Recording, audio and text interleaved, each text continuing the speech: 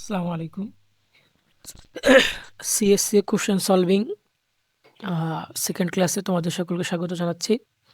আমাদের এই যে ভিডিওগুলো, এই ভিডিওতে 25 ডিসেম্বরের 2025 এই যে সিএসসি যে এক্সামটা হয়েছিল, এই এক্সামে যে ম্যাথ কোশ্চেন আছে, এই ম্যাথ কোশ্চেনটা আমরা সলভ করাচ্ছি।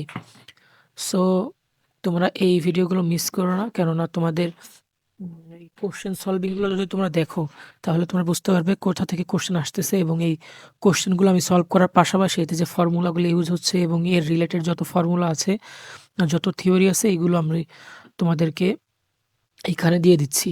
সো এই যদি তোমরা এইখানে 6টা ক্লাস হবে, আজকে সেকেন্ড ক্লাস, এই 6টা ক্লাস যদি করো, তাহলে এইখান থেকে তোমরা 70% যে কোশ্চেন আছে এগুলো তুমি পাবা। সো দেরি না করে চলো শুরু করি আমরা। এখানে বলতেছে কি, 9 নম্বর কোশ্চেন। প্রথম 1 থেকে 8টা কোশ্চেন আমরা দেখেছি এর আগে। আজকে 9 নম্বর কোশ্চেন দেখবো। বলতেছে কি, which of the following functions is strictly decreasing. কোন ফাংশনটা স্ট্রিক্টলি ডিক্রিজিং, একেবারে ডিক্রিজ করতেছে অন দ্য ইন্টারভেল -ইনফিনিটি থেকে +ইনফিনিটি পর্যন্ত। এ নাম্বার অপশনটা কি দিছে, y equal 3 to the power x। B number অপশনটা দিছে b equal y to the power log. B নাম্বারটা হলো y equal log 2x। C নাম্বারে বলতেছে y ইকুয়াল -2x + 5। ডি নাম্বারে বলতেছে y equal x²।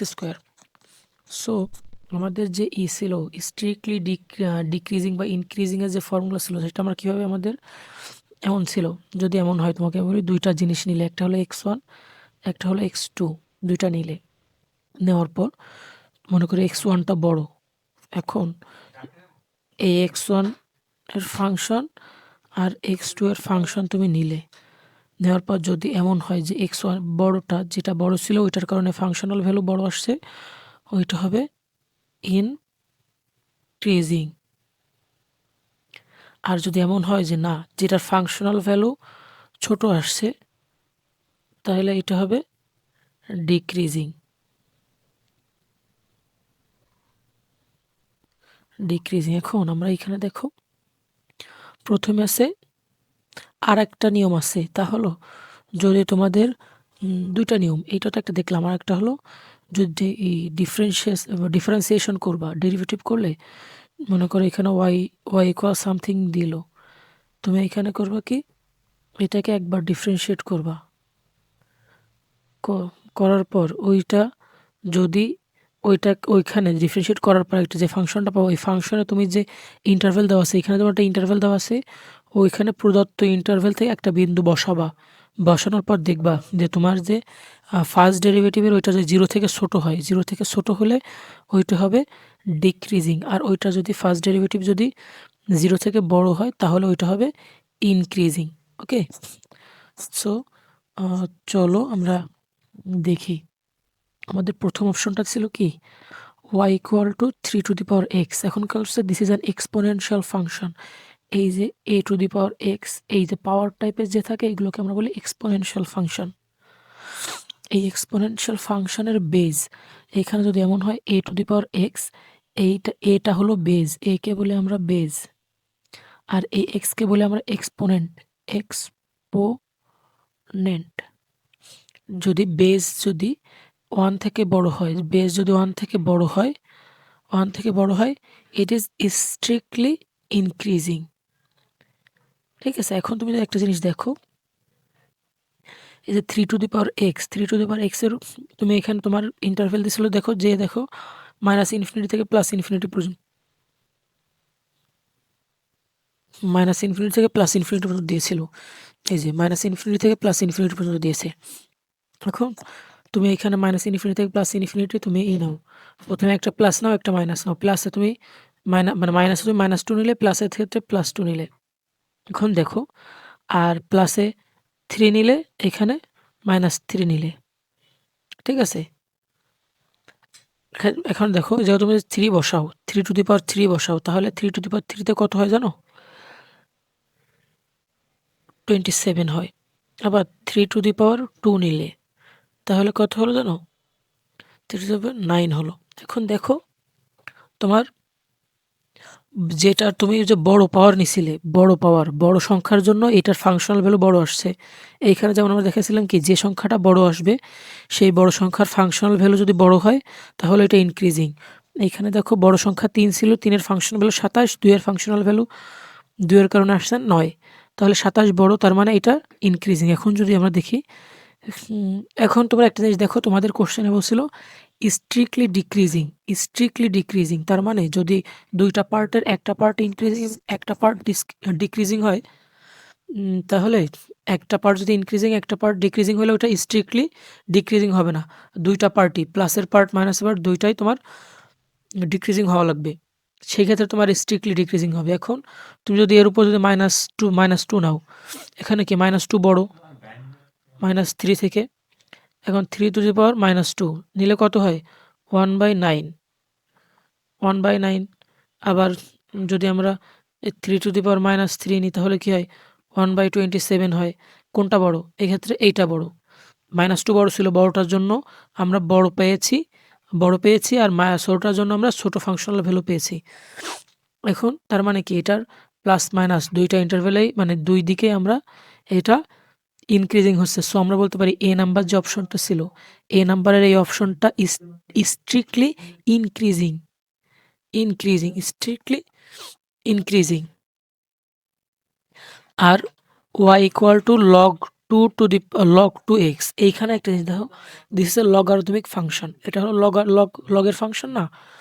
It is defined only যখন 0 থেকে x বড় হবে। এই যে এইখানে তোমার মনে করো log 2x নিছে, এই এক্সটা যখন 0 থেকে বড় হবে তখন তোমার এই ফাংশনটা ডিফাইন হবে। কিন্তু আমাদের দেওয়া ছিল ইন্টারভ্যাল, কিন্তু দেওয়া ছিল কি -ইনফিনিটি থেকে +ইনফিনিটি পর্যন্ত, ঠিক আছে।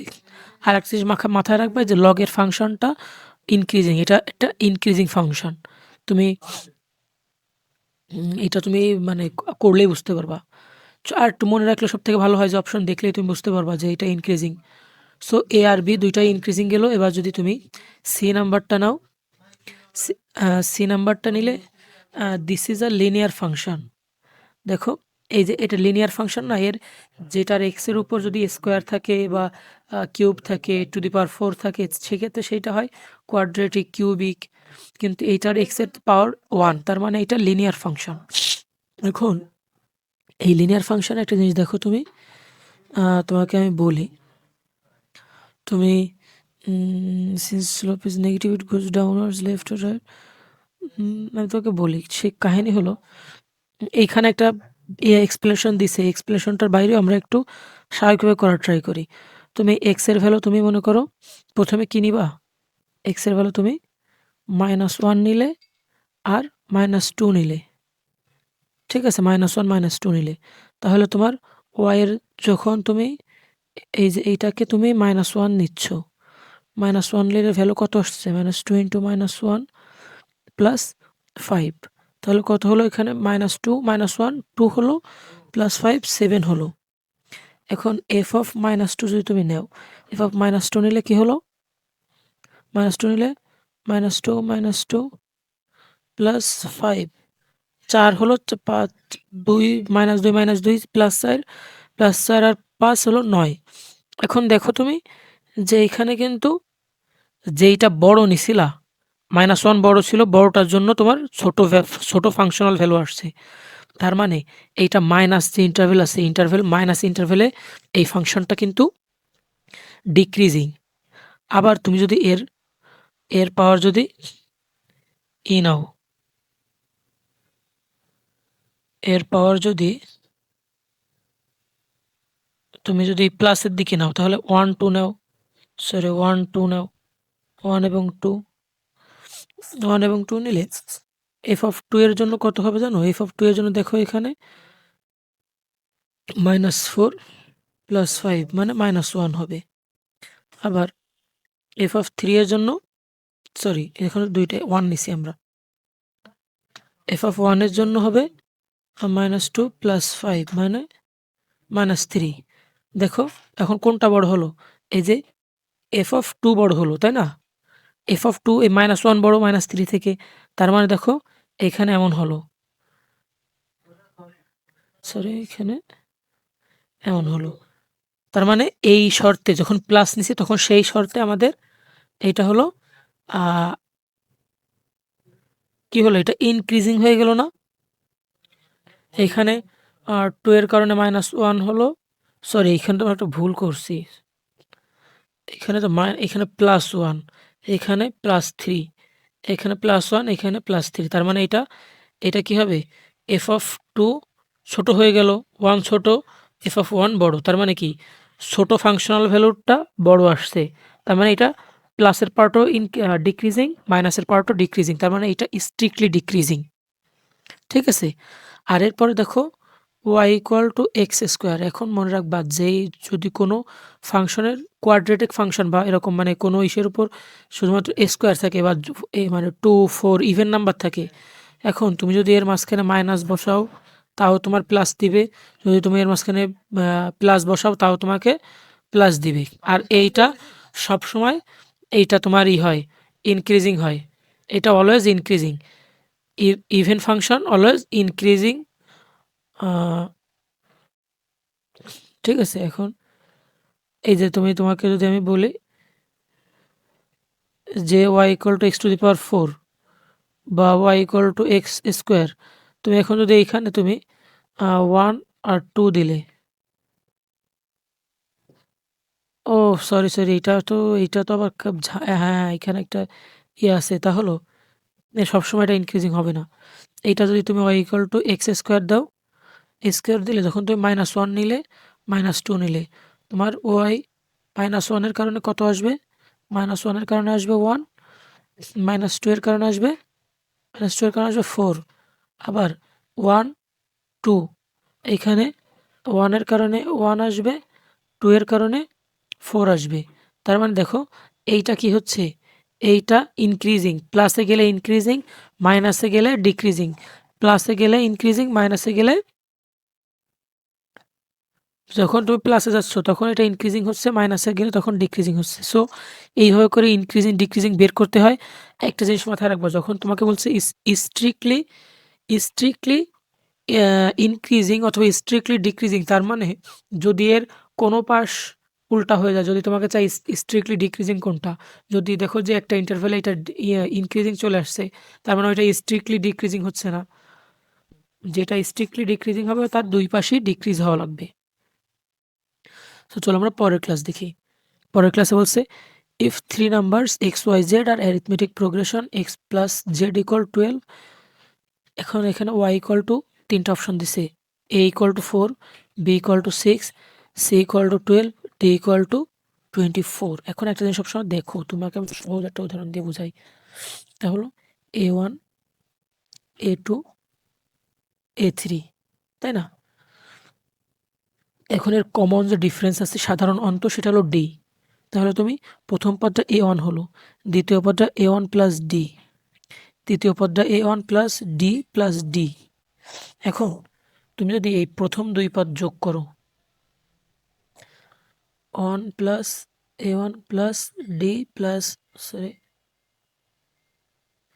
d plus d divide by 2 দাও, তাহলে দেখো কত আসে জানো? এখানে 2a1 plus 2d divide by 2 আসছে কত? a1 plus d। তার মানে a1 প্লাস d মানে কি? 2 নাম্বার পদ। তার মানে কি হচ্ছে তোমার 1 আর 1 আর 3 নম্বর পদের যদি তুমি গড় করো, গড় করলে তুমি 2 নাম্বার পদ পাবা বা 2 নাম্বার টার্ম, সেকেন্ড টার্ম পাবা। ফার্স্ট টার্ম এবং থার্ড টার্মের মোটামুটি এইভাবে আমরা বলতে পারি যে আমরা যদি এরকম সামনের একটা পিছনের একটা ২ টা টার্মের গড় করি তাহলে আমরা মাঝখানের টার্ম পাবো, তাই না? এখন ৩ টা টার্ম হলো এক্স, ওয়াই এবং এক্স, ওয়াই, জেড। এখন আমরা যদি এক্স আর জেড এর গড় করি, গড় করলে আমরা ওয়াই এর ভ্যালু পেয়ে যাবো। তখন এক্স আর জেড এর ভ্যালু তো ১২ দেওয়াই আছে। তখন এর গড় কি? সংখ্যাগুলোর যোগফল ভাগ সংখ্যাগুলোর সংখ্যা বা টার্মগুলোর সংখ্যা। এখানে ২ টা টার্ম আছে, ২ দিয়ে ভাগ করলে কত? ৬ হয়। তার মানে বি নাম্বারটা অ্যান্সার। এই যে এই পাশে তোমাদের সলভ করে দেওয়া আছে, সলভটা দেখে নিবা। এই প্রশ্নে দেখো কি বলতেছে, the slope of the line perpendicular মানে লম্ব। লম্ব হলে কোণ হয় কত? 90 ডিগ্রি না? y equal two 3x minus 2, y equal two 3x minus 2। এটা হলো একটা স্লোপ, মানে স্লোপ অফ দ্য পারপেন্ডিকুলার, লম্বের যে স্লোপের সমীকরণ, ঢালের সমীকরণ এইটা দিছে। এখন এটাকে যদি আমরা এই সাথে তুলনা করি y equal two mx plus c, তাহলে m এর ভ্যালু কত আসে? তুলনা করলে m এর ভ্যালু 3 আসে।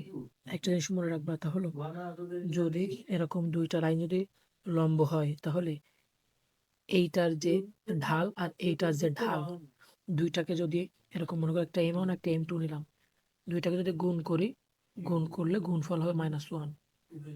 এখন 3 এর সাথে কত গুণ করলে -1 হয়? 3 এর সাথে যদি আমরা -1/3 গুণ করি, তাহলে -1 হয়, তাই না? দেখো -1/3 ডি নাম্বারটা অ্যান্সার। দেখো এখানে তোমাদের সলভ করে দিচ্ছে বা সলিউশন করে দিচ্ছে। দেখো, না বুঝলে একটু পজ করো, পজ করে লেখাটা পড়ো। এরপরে দেখো কি বলছে, which of the following inequalities is correct. কোন ফলোইং ইনইকুয়ালিটিটা কারেক্ট? এখানে কি বলছে দেখো, যদি y equal two a two the power x হয়, ফার্স্ট অপশনের জন্য দেখো a two the power x হয়, ইফ 0 থেকে a বড়, a মানে কি বেজ, বেজ 0 থেকে বড়, 1 থেকে ছোট হয়, তাহলে function decreases as the exponent increases. মানে যখন পাওয়ার বাড়বে, পাওয়ার বাড়লে এই যে ভ্যালুটা কমবে, পাওয়ার বাড়লে ভ্যালু কমবে। তো এখানে দেখো এইটার পাওয়ার বেশি, এইটার পাওয়ার কম, তার মানে পাওয়ার বাড়লে ভ্যালু কমবে, কিন্তু এখানে দেওয়া কি এই দিকটা বড়, তার মানে এটা ভুল।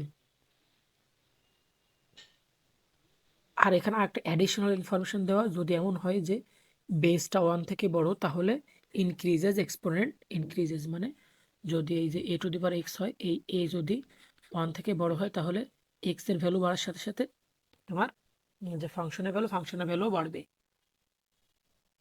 লগারিদমের ক্ষেত্রে দেখো 2 নম্বর যে অপশনটা দেওয়া আছে, 2 নম্বর অপশনে বলছে log 2 2 5 log 2 3। লগারিদমের ক্ষেত্রে বেস যদি 1 থেকে বড় হয়, বেস যদি 1 থেকে বড় হয়, বেস হলো এই যে 2টা না, এখানে যেটা থাকে এটা হলো বেস।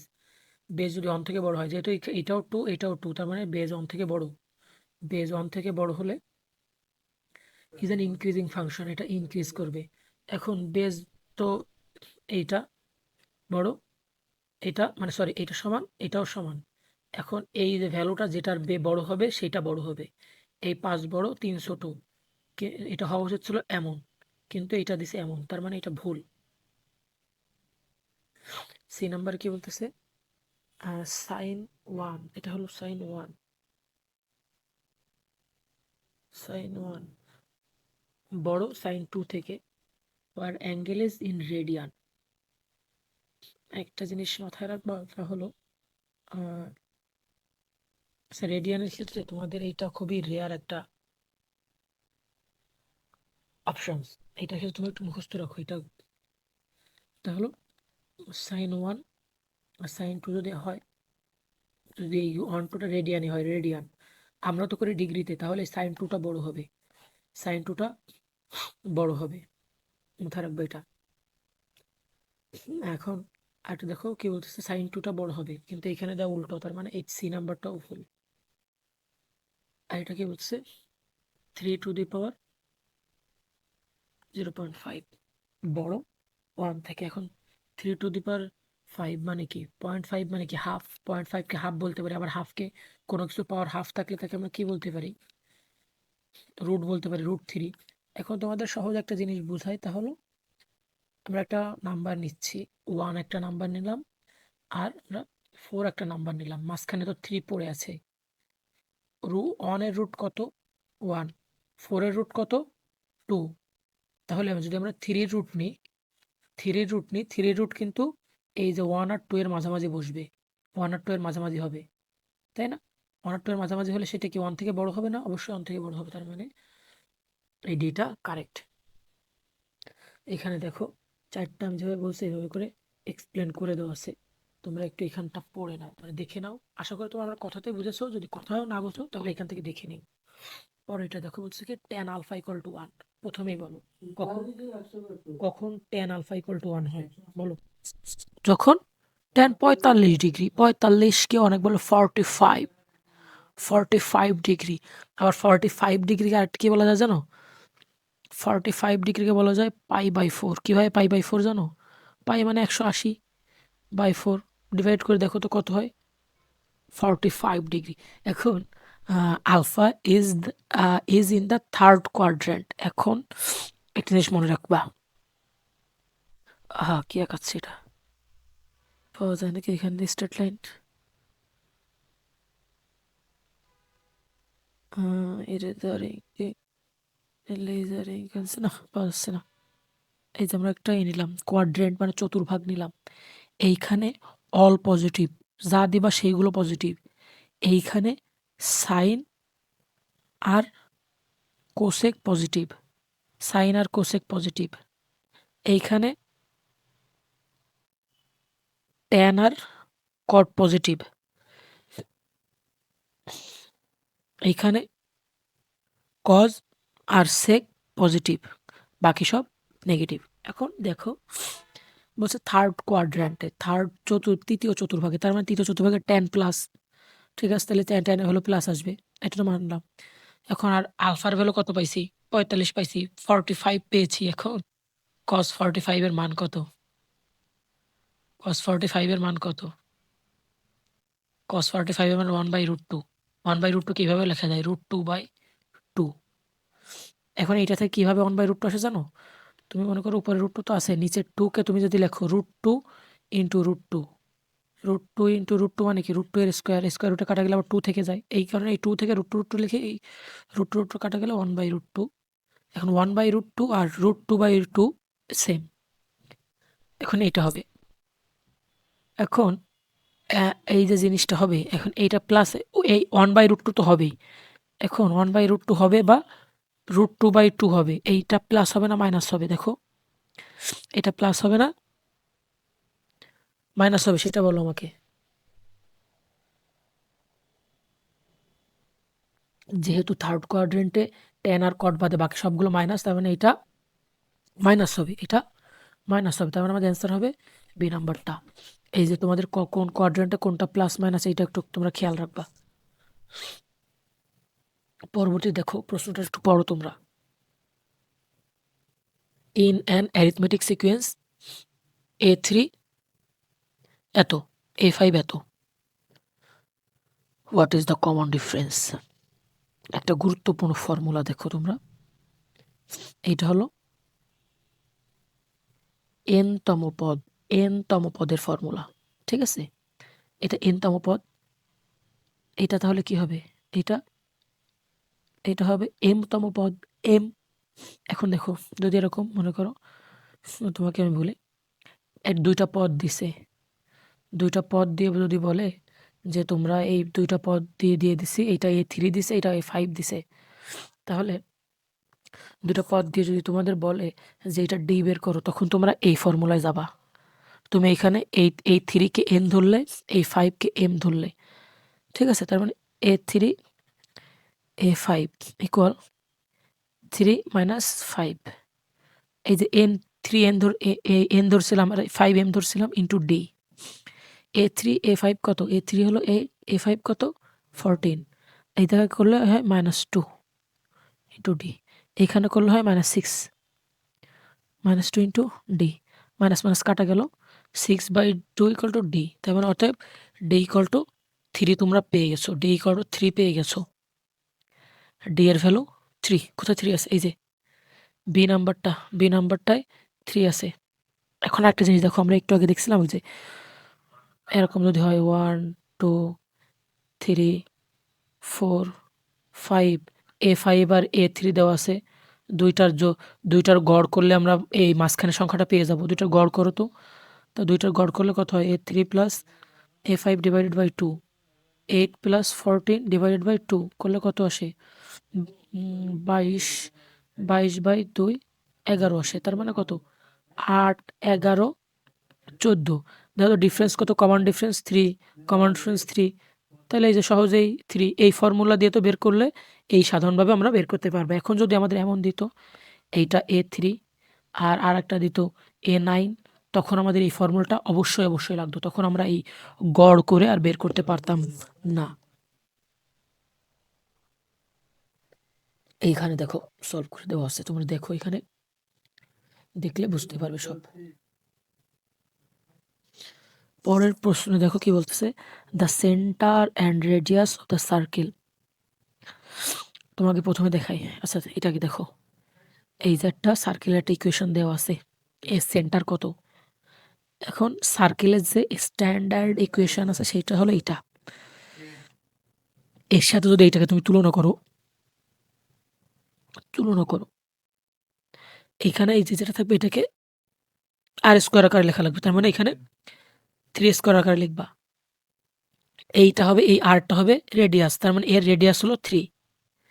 9কে 3 স্কোয়ার আকারে লেখা যায় না, 9কে 3 স্কোয়ার আকারে তো লেখা যায়।